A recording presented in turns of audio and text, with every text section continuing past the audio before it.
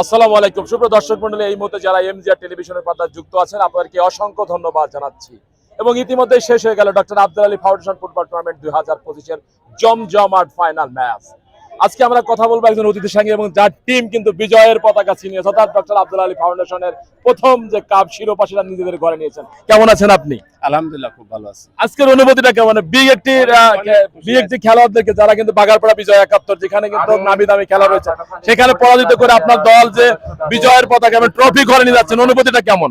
অনেক অনেক হ্যাপি আজকে আমরা উইন হওয়ার জন্য। আমরা জানি যে সেমিফাইনালে বাগারপাড়া অনেক সুন্দর খেলছে, আমরা যতটুকু জানি সেই টিমকে 2-0 গোলে পরাজিত করার মানে আমার টিম অনেক ভালো খেলছে। কারণ আমাদের স্পোর্টস ক্লাব মোহাম্মদপুর এটা অনেক পুরনো ঐতিহ্য।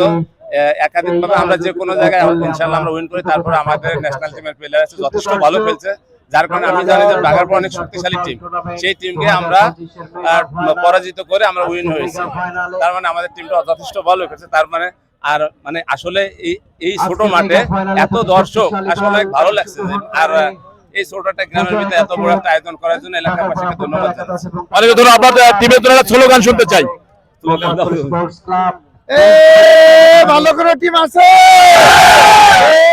সেই টিম জিতে গেল, জিতছে কারা, জিতবে কারা, জিতবে কারা,